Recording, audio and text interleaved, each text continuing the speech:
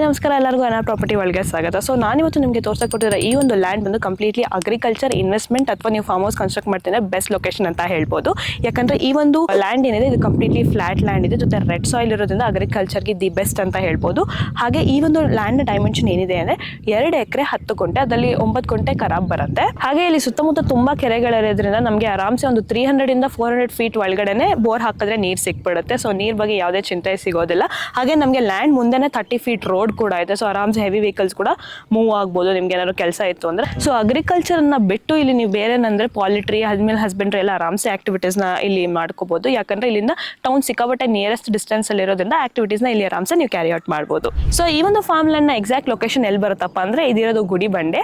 ಹಾಗೆ ನಮಗೆ ಇಲ್ಲಿ ನಿಯರೆಸ್ಟ್ ಲೊಕ್ಯಾಲಿಟಿ ಅಥವಾ ಟೂರಿಸ್ಟ್ ವಿಸಿಟಿಂಗ್ ಸ್ಪಾಟ್ಸ್ ಏನೇನಿದೆ ಅಂದ್ರೆ ಇಲ್ಲಿ ನಮಗೆ ಚಿಕ್ಕಬಳ್ಳಾಪುರ ನಿಯರೆಸ್ಟ್ ಡಿಸ್ಟೆನ್ಸ್ ಅಲ್ಲಿ ಸಿಗ್ತಾ ಇದೆ. ಹಾಗೆ Isha foundation, Gudibande fort, Gudibande town ಇದೆಲ್ಲ ನಮಗೆ ತುಂಬಾ ನಿಯರೆಸ್ಟ್ ಡಿಸ್ಟೆನ್ಸ್ ಇದೆ. ಹಾಗೆ ಈ ಒಂದು ಫಾರ್ಮ್ ಲ್ಯಾಂಡ್ಗೆ ಕೂಡ ನಮಗೆ ನಿಯರೆಸ್ಟ್ ಅಲ್ಲಿ. ಸೊ ನೀವೇನಾದ್ರೂ ಬೆಂಗಳೂರಿಂದ ಬರ್ತೀನಿ ಅಂದ್ರೆ ನಿಮಗೆ ಮ್ಯಾಕ್ಸಿಮಮ್ ಅಂದ್ರೆ 1.5 ಅವರ್ಸ್ ಆಗುತ್ತೆ ಇಲ್ಲಿಗೆ ರೀಚ್ ಆಗೋದಕ್ಕೆ. ಹಾಗೆ ಏರ್ಪೋರ್ಟ್ ಜಸ್ಟ್ 1 hour ಅಲ್ಲಿ ನೀವು ರೀಚ್ ಆಗ್ಬೋದು.